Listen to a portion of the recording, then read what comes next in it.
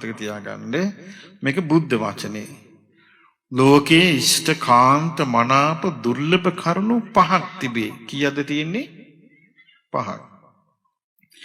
කතමේ පංච ආයුකෝ ගහපති ඉට්ඨෝ කාන්තෝ මනාපෝ දුර්ලභෝ ලෝකස්මින්. ගෘහපතිය ඉෂ්ඨ වූ කාන්තෝ මනාපෝ ලෝකේ දුර්ලභ දෙයක් ආයුෂ.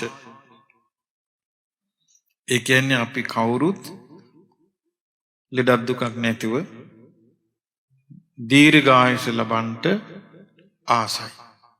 මේක අපි ආස කරන එකක්.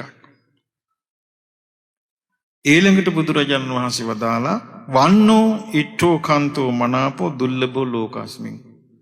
ඒ වගේම වදාලා ලෝකේ ඉෂ්ඨ වූ කාන්ත වූ දුර්ලභ දෙයක් පැහැපත් බව. ආයුෂයටත් මිනිසයා කැමති, ලස්සන රූපයක් ඇතුව ඉන්නත් කැමති. කැමති දේවල් දෙකයි. එතකොට ආයුෂත් මිනිස්සු ආසයි, ලස්සන රූපයකුත් ආසයි. චූටි බබෙක් උපන්නත් අපි ඉස්සෙල්ලාම බලන්නේ අපි අහන්නේ මොකද්ද? ලස්සනයිද? බබා ලස්සනයිද කියලා අහන්නේ ඉස්සෙල්ලාම. ඒ ලස්සන කියන එක හැඩරුව ලෝකේ ආස කරන දෙයක්. එතකොට ආස කරන එකක් තමයි ආයුෂ.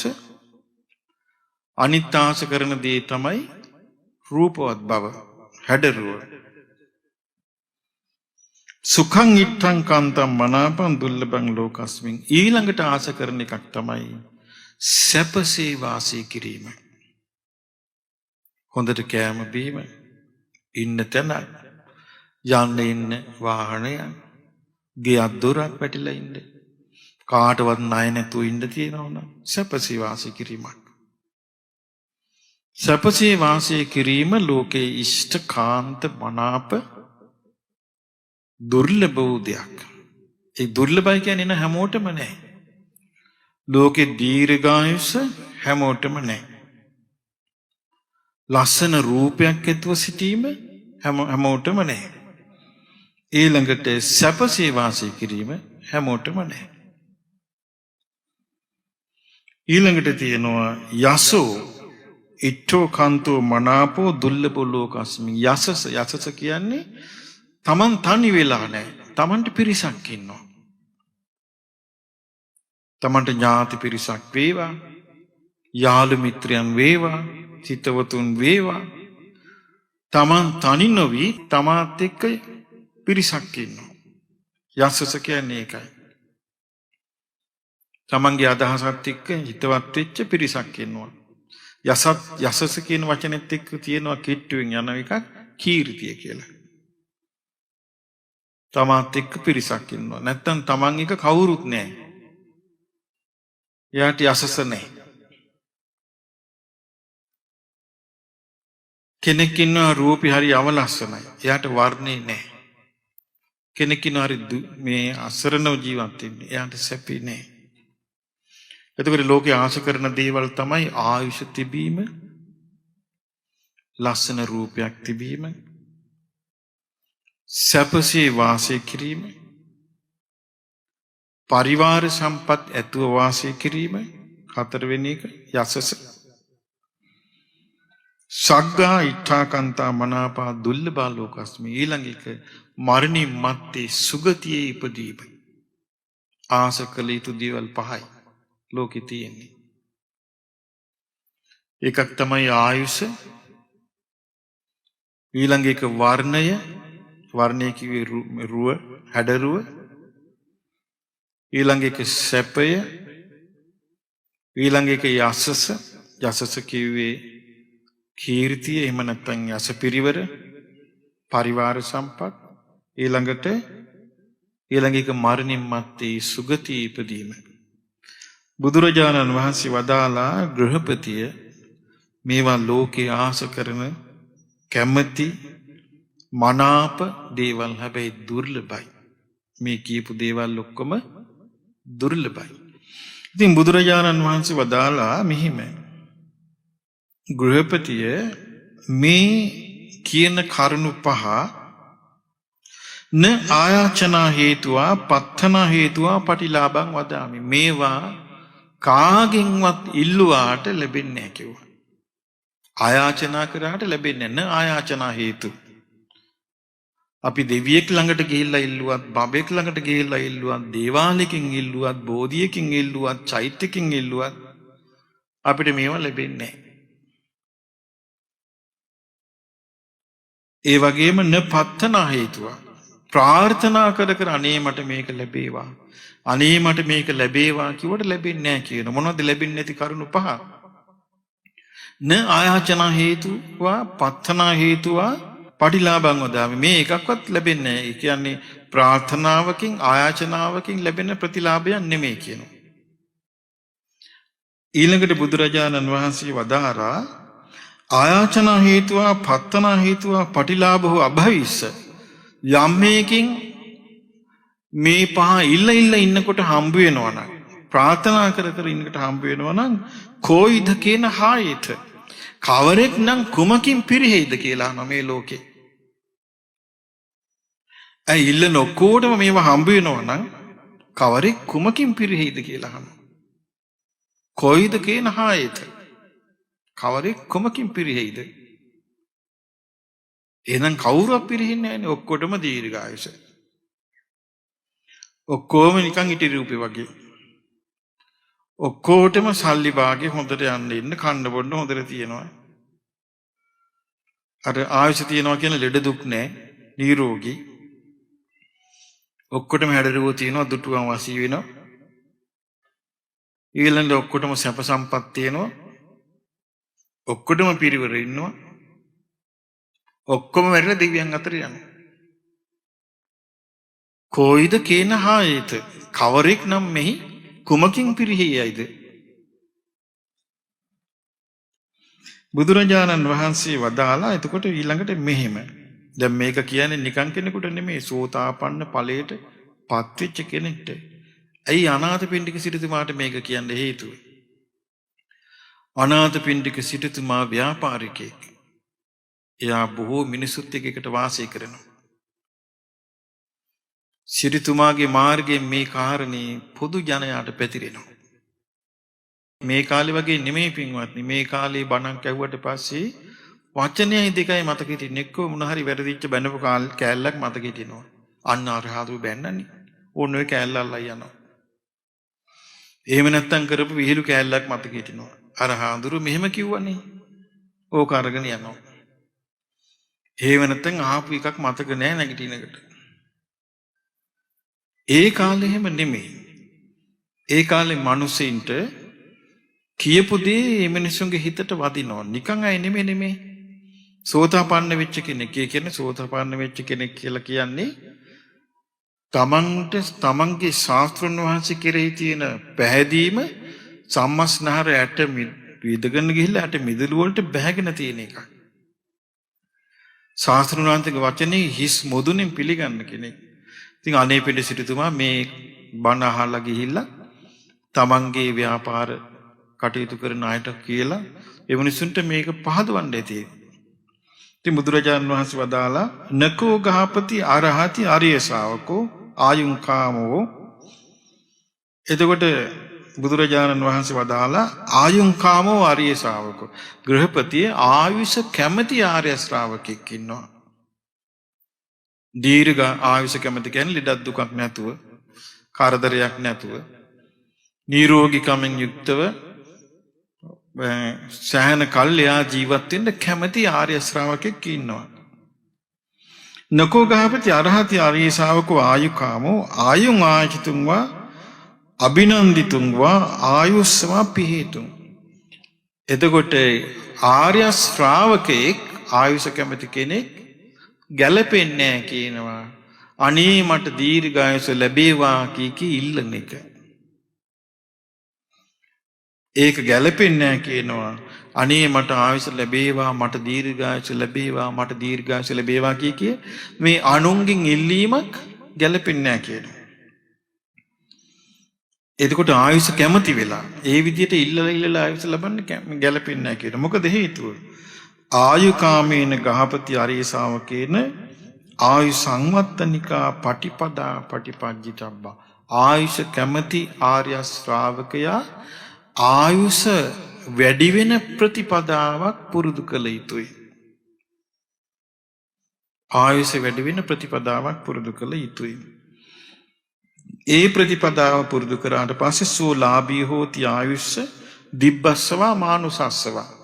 දෙවියන් අතර ගියත් දීර්ඝායුෂ ලබයි. මිනිසුන් අතර හිටියත් දීර්ඝායුෂ ලබයි. එතකොට පින්වත්නි මේ දැන් අපි බලමු මේ පුංචි දරුවෝ පොඩි කාලේ නැති වෙනවා. හරියට ලංකාවේ මේ ඇක්සිඩන්ට් වලින් නැති වෙනවා. ඊළඟට නොයෙක් අනතුරු වලින් නැති වෙනවා. නමුත් බලන්න මේ කොරෝනා හැදිච්ච වෙලාවේ අපි ශ්‍රද්ධා ටීවී ඔස්සේ අපි නිතර කියා හිටියා රතන සූත්‍රය කියන්නේ. රතන සූත්‍රයට පුළුවන්කමක් තියෙනවා මේ වසංගත බය මඩින්න පුළුවන් කියලා බුද්ධ දේශනාවට. අනේ ඒක අහලා ගොඩාක් අය දිවා රාත්‍රී රතන සූත්‍රයේ දිගටම ගෙවල් වල කිව්වා. අපේ ස්වාමීන් වහන්සේලා ඒ සද්ධා මැදිරියේ නිරන්තරයෙන්ම රතන සූත්‍ර සජ්ජායනා කළා. බලන්නකෝ මේ වසංගතය අපේ රටට තදට බලපෑවේ නෑනේ. දැන් අල්ලපු රටේ තෙරුවන් සරණේ රතන සූත්‍රය කියන්නේ කවුරුත් නෑ. අනිත් ලෝකවල කවුරුත් නෑ. තාමත් මැරෙනවා. ඉතින් ඒ ඔක්කොම මේ බුද්ධානුභාවයෙන් අපි බේරුනේ. එතකොට බලන්න මේ ආයුෂයක්නේ අපි මේ දීර්ඝ වුණේ එකකින්. ආයුෂ දීර්ඝ වෙන ප්‍රතිපදාව තමයි ප්‍රාණඝාතයෙන් වැළකීම, අනුන්ට හිංසා පීඩා කිරීමෙන් වැළකීම. ඒ වගේම හොඳ නැති එකක් තමයි දැන් මේ අනවින කොඩි වින හදිහූඩියන් කිරීමෙන් වැළකීම. එක්කල යුතුයි. අනවින දැන් මේ පසුගිය දවස්වලත් ඒ පොල්ගහවෙල ඒ පවුලක් ආවා. හරි දුකටපත් වෙලා අසරණ වෙලා අපිට කියන්න ගත්ත විස්තරේ කොඩි වින කරපුවා. මේ ඉඩකඩම් ආරවුලකට තමන්ගේම එකම පවුලේ ඥාති මේ කිනකාට අනවින කොඩි වින හදිහූඩියන් කරගන්නවා. මොකද හේතුව නොපෙනෙන ලෝකේ හරි මේ නීච අමනුෂ්‍ය බලවේග සිටිනවා. ඒ අමනුෂ්‍ය බලවේග මෙහෙවන්න ඉන්න අසත්පුරුෂය ලෝකේ ඉන්නවා. මොකද පින්වත්නි ලෝකේ මිනිස්යන් කොටස් දෙකකට බෙදෙනවානේ. සත්පුරුෂ මිනිස්සු, අසත්පුරුෂ මිනිස්සු කියලා. අසත්පුරුෂ මිනිස්සුන්ට කේන්ති ගියාම ඒ අසත්පුරුෂ මිනිස්සු කරන්නේ හිමීට විනයක් කරනවා. විනයකට බැඳින්නේ අමනුෂ්‍යෙක්. අමනුෂ්‍යෙක් විනයකට බැඳෙනවා කියන්නේ මේ වගේ එකක්. දැන් අපි කියනවා දඩයම් බල්ලෙක් ඉන්නවා කියමු. දඩේමට පුරුදු. ඒ දඩේමට පුරුදු බල්ලට දඩයම් කාර්යයා කියනවා සතෙක් පෙන්නලා ඉසු කියනවා. අර දඩයම් බල්ලට වෙන මොකුත් මතක නැහැ. අර සතෙක් පෙන්නලා දුන්නද ගොදුර පෙන්නුවද ඉසු කියලා ඒ ගොදුර පස්සේ දුවනවා ඒක හපන්ට. ඔය වින කරනවා කියන්නේ එහෙම එකක්. ලාමක දඩයම් බල්ලෝ වගේ සිටින අමනුෂ්‍ය කොටස් සිටිනවා මේ ලෝකේ. අර මොනෝhari පුලුටු දීලා මතුරුලා කාගේ හරි නමක් ගිහලා කියනවා මරපන්, ගහපන්, බිලිගනින් කියලා. ඊර්වසාර අමනුෂ්‍ය ඒක පස්සේ දුවනවා. ඒකට තමයි වින කරනවා කියන්නේ. අසත්පුරුෂ මිනිස්යන් ඒව කරනවා. ඒ කරාම වෙන භයානකකම තමයි මේ කර්මයේ වල භයානකකම. ආත්ම දාස් ගණන් අනුන්ට වින කරපු කෙනා ආත්ම දාස් ගණන් විනවලට අහු වෙනවා. නාගසේන මහරහතන් වහන්සේගේ මිලින්ද ප්‍රශ්නේ කියනවා මිනිස්සුන්ට ආයුෂ නැති වෙන විදි. කියනවා මිනිස්සුන්ව වතුරේ ගිල්ලලා මරපු අය උපනුපන් ආත්මේ වතුරේ ගිලිලා මැරෙනවා. මිනිස්සුන්ව ගිනි තියලා මරපු අය උපනුපන් ආත්මේ ගින්නට අහුවෙලා මැරෙනවා. මිනිසුන්ට වසවිස දීලා මරපු අය උපනුපන් ආත්මේ වහ කැවිලා මැරෙනවා. මිනිස්සුන්ව කපලා කොටලා මාරපු අය උපන් ආත්මවල තමන් කැපී කෙටි මැරෙනවා. මැරෙන විදි. ඒ කියන්නේ යම්කිසි දෙයක් අපි කළොත් ඒක එක එක විදිහට එක එක ආත්මදී රටාවෙන් විපාක දෙනවා. ඒ නිසා බුදුරජාණන් වහන්සේගේ ධර්මයේ පිළිගත්තු ශ්‍රාවකයා ඒව මොකුත් කරන්නේ නැහැ. ධර්මයේ පිළිගත්තු ශ්‍රාවකයාට තියෙනවා ධර්මයේ. ධර්මයේ තියෙන ප්‍රධාන දෙයක් තමයි ඉවසීම. ඉවසීම කියන ගුණේ පිළිදලා තමයි ඒ ශ්‍රාවකයා වාසය කරන්නේ. බුද්ධ දේශනාවේ භික්ෂුවටත් පින්නා දීලා තියෙනවා කාන්ති පරමං තපෝතිතික්ඛා. ඉවසීම තමයි භික්ෂුවගේ පරම තපස කියලා. ඉවස ගන්න බැරි වුණාම ඊළඟට ගුණයක පිහිට ගන්න බැරුව යනවා. ඉතින් එතකොට තමන් කලබල වෙලා එහෙම නැත්නම් රණ්ඩු සරුවල් වෙලා විශාල වශයෙන් හානි කරගත්තාම ආයුෂ නැති වෙන ප්‍රතිපදාවක යනවා. ආයුෂ ලැබෙන ප්‍රතිපදාවක් ඔබ ආසනං ඔබ කිසි කෙනෙකුට එහෙම විපතක් කරන්න එපා. ඊළඟ එක තමයි ඔබ පුළුවන් තරම් ගිලනුන්ට උපස්ථාන කරන්න පුරුදු වෙන්න. ඥාතින්ට උදව් කරන්න පුරුදු වෙන්න. ඊළඟට අසරණ වෙච්ච අයට පිට වෙන්න පුරුදු වෙන්න. සමහරට අමාරු ඒවා. අමාරු වුණත් මේ සංසාර ගමන යන කෙනෙකුට හරි පිටක් පිටක්. ඊළඟට මොකද බුදුරජාන් වහන්සේම පෙන්වා දීලා තියෙනවනේ යෝගිලානං උපට්ඨේය සෝමං උපට්ඨේය. යම් කිසි කෙනෙක් ගෙලනුන්ට වටන් කරනවා නම් ඔහු මට වටන් කරන්නේය කියලා බුදුරජාන් වහන්සේම දේශනා කළා තියෙනවා. ඒකට හේතු වුණේ සවැත් නුවර බුදුරජාණන් වහන්සේ සවැත් නුවර වැඩ සිටිද්දි ජේතවනාරාමයේ ඉතින් සංඝයා 100 ගණන් දහස් ගණන් වැඩ සිටි තැනන්නේ. උන්වහන්සේ වඩිනවා කුටි සංඝයාගේ කුටිවල බලන්න වඩිනවා. වඩින්නකට එක භික්ෂුව කෙඳිරි ගගා ඉන්නවා. බලද්දි මුළු ඇඟේම තුවාල දාලා සැරව ගලනවා සිවුරු ඔක්කොම සැරවවල ඇලිලා. ඉතින් බුදුරජාණන් වහන්සේ එතනට ගිහිල්ලා ඇහුවා කවුරුත් නැද්ද මේ භික්ෂුවට උපස්ථාන කරන්න. අනේ ස්වාමීනි අනිත් අය ලෙඩ වුණාට පස්සේ මේ භික්ෂුව පැත්තේ පලාති බලන්නේ නැහැ කිව්වා. ඒ නිසා තමයි මෙයාට මේක වුණේ කිව්වා. ඊට පස්සේ බුදුරජාණන් වහන්සේ සංඝයා රැස් කළා කිව්වා මහණෙනි එහෙම කරන්න එපා. මව්ට පියාට සහෝදරයන්ට ඔක්කොටම ඉන්නේ මේ මහාන වෙච්ච ඔබ විතරයි.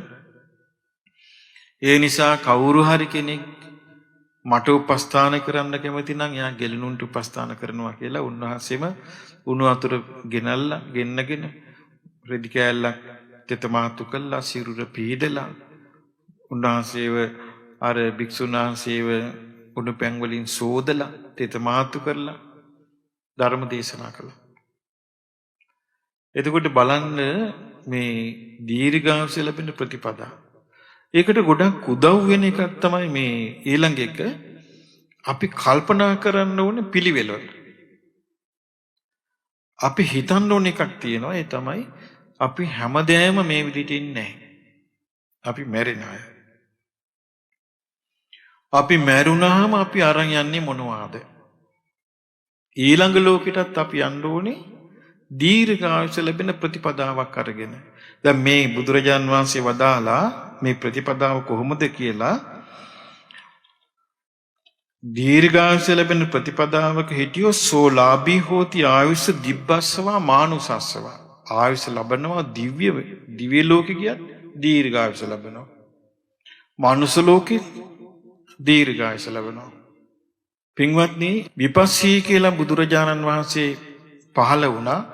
විපස්සී කියන බුදුරජාණන් වහන්සේ මීට 91 කල්පයකට පෙර ඒ බුදුරජාණන් වහන්සේ වැඩ සිටිය වනාන්තරයක. ඒ වනාන්තරේ ගස්වල මල් වර්ගයක් පිපිලා ඒ මල් වලින් හැදුන මල් රේණු වලින් හැදුන අසනීපයක්. යුරෝප රටවලත් ඒ පායන කාලේ වගේ එනකට මල් රේණු හැදිලා පෝලන් කියලා හෙම්බිරි සවුන හැදෙන අසනීපයක් හැදෙනවා.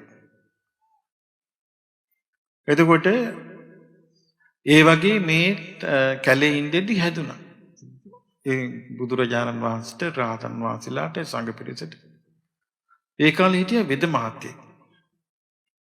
ඒ වෙද මහත්යාර සියලු බුදුරජාණන් වහන්සේටයි සංඝයාටයි බෙහෙත් කර කර සුවපත් කළා. ගිලානෝපස්ථාන අනුසස් ඒකේ ආනිසංස බලන්න අපේ ගෞතම බුදුරජාණන් වහන්සේගේ කාලේ උන්වහන්සේ මනුස්ස ලෝකේ ඉපදිලා වයස 80ක් ගිහි ජීවිතේ ගත කළා. වයස 80 දී පැවිදි වුණා. පැවිදි වෙලත් වයස 80ක් වාසය කළා. ඒ කියන්නේ උන්වහන්සේගේ ආයුෂ අවුරුදු 160ක්. හැබැයි මේ 160 වසරටම හෙම්බිරිසාවක් හැදිලා නැහැ. කිවිසුමක් ගිහිලා නැහැ. උන්වහන්සේට තමයි බක්කුල රහතන් වහන්සේ කියලා කියන්නේ. බලන්න මේ උපස්ථානයේ දීර්ඝායුෂ දීපු හැටි, නිරෝගීකම දීපු හැටි. ඒ වගේම තමයි බුදුරජාණන් වහන්සේ වෙනුවට දැන් අපිට වැඩ ඉන්නවා ජයශ්‍රී මහ බෝධීන් වහන්සේ. අනුරාධපුරයේ උඩමළුවේ වැඩ ඉන්නවා ජයශ්‍රී මහ බෝධීන් වහන්සේ. මේ ඉදිරියට අපිට පේනවා අනුරාධපුර බෝධීන් වහන්සේගේ ශාඛා බෝධීන් වහන්සේ නමක් වැඩ ඉන්නවා. එතකොට ඒ බෝධීන් වහන්සේලා සලකන්නේ ජීවමාන බුදුන් හැටියට. ඒකෙදි බෝ මළුව ඇමදීම, බෝපත් නොපෑගීම, බෝපත් එකතු කරලා පසකින් තැබීම, ඊළඟට බෝවත්තු නොකැපීම, බෝධීන් වලට කරන උපස්ථාන, ඒ ආදිය දීර්ඝායුෂ ලබන්න හේතු වෙනවා. ඊළඟට හේතු වෙනවා දීර්ඝායුෂ ලබන්න ගරාවැටුණු සෑ පිළිසකර කිරීම, ප්‍රතිසංස්කරණය කිරීම. පින්වත්නි, ඔබ දන්නවද සේරුවාවිල කියලා පළාතක් ගැන? සේරුවිල තියෙනවා ලස්සන සෑයක්. මම පැවිදුනේ එහි. තිකුණාමල පැත්තේ. මේ හවරණින් තමයි යන්න තියෙන්නේ. ඒ අපේ නායක හාමුදුරුවන්, මගේ ගුරු හාමුදුරුවන් දඹගස්සාරේ සුමේදංකර නායක හාමුදුරුවෝ තමයි සේරුවිල හොයාගත්තේ. එතකොට පස්කන්ද. ඉතින් ඒ කාලේ මේ වගේ ධර්මයේ ලොකුට නෑ සුද්ධංගේ කාලේ හරියට වෙ නැකත් කේන්දර පස්සේ තමයි ගියේ. ඒ කාලේ අපේ නායකවරුන්ගේ කේන්දරේ බලපු අය කියලා තියෙනවා අවුරුදු 80ක් ඉන්නවා කියලා. බණ පොතේ සඳහන් වෙනවා ගරාවැටුණු සෑ, ගරාවැටුණු බෝකොටු, සංඝාවාස පිළිසකර කිරීමෙන් දීර්ඝායුෂ ලැබෙනවා කියලා. ඉතින් නායකවරු ඒ ගැන දැනුමක් තිබුණේ නැහැ. නමුත් ඒ ගැන නොසිතා සේරුවිල සෑය ප්‍රතිසංස්කරණය කළා. උන්වහන්සේට ඒකේ අනුසස් ලැබුණා. 80න් අපවත් වෙනවා කිව්වේ වයස 92 වෙනකන් සුවසේ වැඩ හිටියා. 92කින් අපවත් වුණා. එතකොට බලන්න මේ දීර්ඝායුෂ ලැබෙනවා. දීර්ඝායුෂ ලැබෙන ප්‍රතිපදාවේ ඊළඟට බුදුරජාණන් වහන්සේ වදාලා කෙනෙක් ආර්ය ශ්‍රාවකෙක් ඉන්නවා, සුතවත් ආර්ය ශ්‍රාවකෙක් ඉන්නවා, වන්නකාමෝ ලස්සන රූපයකට කැමති. දැන් ඔබ නිකන් හිතන්න මේ ලස්සන රූප තියෙන මිනිස්සු, ලස්සන රූප තියෙන ස්ත්‍රීන්, ලස්සන පුංචි දරුවෝ දැක්කාම අනේ මේ වගේ ලස්සන දරුවෙක් අපටත් නැත්නම් හිතෙන්නේ නැද්ද? මෙච්චරලා මේ වගේ ලස්සන කෙනෙක් ඇත්නම් ලබනාත්මෙ මට මේ වගේ ලස්සන වෙලා උපදින්නේ නැත්නම් හිතෙන්නේ නැද්ද ඒවා? හිතෙනවනේ. රූපේ ලස්සනයි දැක්කම හිතෙනවා අනේ අපිටත් මේ වගේ ලස්සන රූපයක් ඇති උපදින්නේ නැත්නම්. ලස්සන දරුවෝ චූටි බබාලා දැක්කම අනේ මේ වගේ ලස්සන බබෙක් මටත් නැත්නම්. මෙහෙම හිතෙනවා. හිතුණා කියලා ලැබෙන්නේ නැහැ. ලස්සන ලැබෙන්නේ කොහොමද? ලස්සන ලැබෙන්න නම් ලස්සන ලැබෙන ප්‍රතිපදාවක වාසය කළ යුතුයි. ලස්සන වෙන ප්‍රතිපදාව තමයි එක එක්කෙනා ඔබට බැන්නොත් කවුරු හරි ඔබට බැන්නොත් තරහ ගන්නෑ. අන්න ලස්සන වෙන ප්‍රතිපදාවක්. දැන් අපි කියමු ඔබ හොඳට hina වෙවි ඉන්නවා. ඔබට කේන්ති යනවා. තරහ යනවා. තරහ ගිය ගමන් ඔබේ මූණට මොකද වෙන්නේ? අර මල පිපුණ වගේ ලස්සන වෙනවද? තරහ ගිය ගමන් ඔබේ මූණ විරූපී වෙනවා. ඇස් වපර වෙනවා. දත් කූරු කනවා. නපුරු වචන කියනවා. ඇහිවම උස්ස ගන්නවා. විරූපී වෙනවා. අනුන් කෙරෙහි ද්වේෂසිත පහල කරගෙන අනුන් කියන බස් ඉවසන් නැතුව වාසය කළොත් යාට තරහ යනවා. තරහ ගත්තොත් තරහ යාමේ විපාක තමයි විරූපී වීම. තරහ නොගෙන ඉන්න පුරුදු වුණාම ඒක විපාකයේ තමයි සුරූපී වීම. රූපයක් ලැබීම. ලංකාව වගේ රට ගොඩාක් ආසයි සුදු වෙන්න. සුදු කෙනෙක් දැක්කම හරි ආසයි. මං අහලා තියෙනවා අපි පොඩි කාලේ අපේ තාත්තා කිව්වේ ඉස්සර තිබිලා තියෙනවා සූර්යග්‍රහණය. සූර්යග්‍රහණය වෙද්දී කේන්දරකාරයෙක් කියලා පත්තරයක දාලා සූර්යග්‍රහණ වෙලාවට වදකාමර බොන්න සුදු වෙනවා කියලා. සූර්යග්‍රහණ වෙලාවේ අනේ මේ තරුණ ළමයි, ගෑල් ළමයි, පිරිමි ළමයි ආච්චිලත් වදකහාඹරලා බීලා සුදු වෙලා නැහැ, බඩ සුද්ධ වෙලා. හෝ ගාලා බඩයන්ට අරගෙන. මොකද මේ සුදු වෙන්න ආසාවේ. ලස්සන ලබන්න නම් හිතම ලස්සන කරගන්න වෙනවා. ඒකට තමයි මෙසිත පතුරනවා කියන්නේ. තරහ ගන්න නැතුව වාසය කරනවා කියන්නේ. රවන්නේ කියන්නේ. දත්කూరు කන්නේ කියන්නේ. අපිට පුරුදු වෙලා තියෙන ඕවනේ. එතකොට අපිට තරහ ගන්න නැතුව වාසය කරන්න නම් අපි හිතට මේ පණවිඩිය දීලා තියෙන්න ඕනේ. මං තරහ ගන්නෑ. මං කොහොම හරි මේක ඉවසනවා. හැබැයි ඒක කටින් කියන්නේ නැතුව කරන්න ඕනේ. කටින් කියලා කරන්න බෑ කවදාවත් තරහ නොගෙන ඉන්න එක. දැන් ඔබ හිතනවා කියමු මෙහෙම. ඔබ ගෙදරදිම කියනවා කියමු.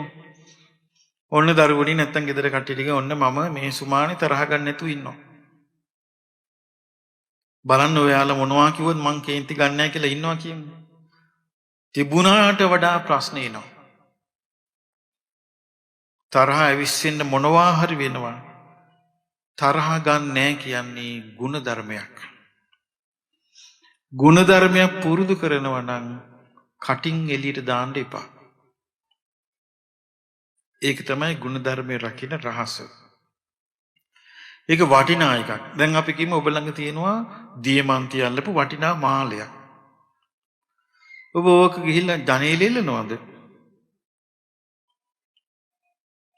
දොරේ එල්ලනවද කොටම පේන්න? දියමන්ති මාලේ ආංගලා තියෙනව නේද? වටිනා වස්තුව තිබුණොත් හංගලා තියෙනවා.